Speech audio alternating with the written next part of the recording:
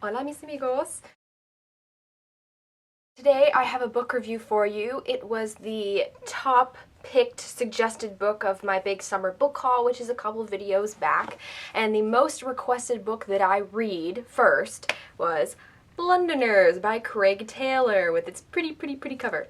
So the long title of this book is The Days and Nights of London Now, as told by those who love it, hate it, live it, left it, and long for it. This entire thing comprises bunch of different stories from different people who have lived in London, work in London, maybe even left London if they just didn't like it very much, people who want to leave London, and it's broken up into sections. So like the first part is called Arriving, and the very first story is from an airline pilot talking about landing in airports in London, you know, Heathrow, Gatwick, and sort of the view that you have. It talks about immigrants trying to get into London, so basically illegal immigrants. Sometimes the particular story was about someone from the Middle East trying to get to London because it was a safer place for someone who was gay to live. The stories vary. Some of them are really interesting and some of them are pretty tedious.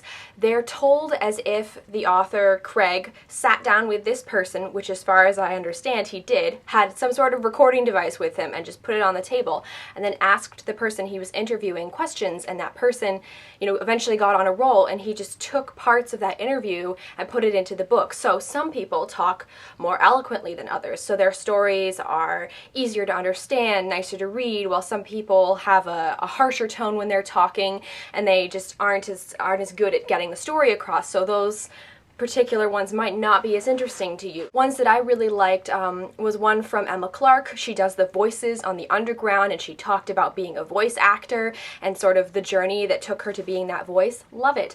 There's a story about squatters, people who sit in houses, unoccupied houses, and how they sort of travel in groups and their way to survive in London without actually having to pay any rent on anything. There was a story about one of the guys who takes care of the trees in London. Like, how random is that? But it was a really interesting story because where on earth would you ever hear about that again? Of course, there were some people reminiscing on certain parts of London and how tough it used to be and growing up in certain neighborhoods and how much it's changed and how the city keeps changing itself. Really gave insight into what the city used to be like and sort of that old reputation versus how I, being a relatively new person to this world, view London. Then there's some stories that are just boring. There was a particular story about this one man who buys food from the food market, and like this is a huge operation, and he delivers to all the hospitals in London, or not all of the hospitals, but a lot of the hospitals.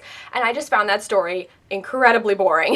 It was just not that interesting. It was told from the perspective of Craig sort of following this guy around as he's making all his orders because he doesn't have time to sit down, and I just, didn't care for it at all. But the majority of the stories I did care for. I feel like if I had known London better as a city, I would have appreciated this book more. I spent 4 days in London, so there are certain parts of the city that I have never heard of, but I knew Elephant and Castle because that's where my hostel was. Obviously I knew, you know, the area around Tower Bridge, certain boroughs of the city, Hyde Park, you know, a lot of the landmarks that they talked about. I was like, oh, okay, I've been there, I know what you're talking about, but then they would talk about this section or this section of the city, and I have no idea what that's like. I have no idea if it's a rough or posh part of the city unless the book tells me. So if you live in London or you visit London a lot and you really know the city, you'll appreciate this book more because you'll be able to understand what people are talking about when they sort of name drop a certain section. Overall, I rated this book a 3.5 out of 5 stars, basically just because some of the stories were really interesting and some of them I just did not care for. I recommend it to anybody who wants to learn more about London,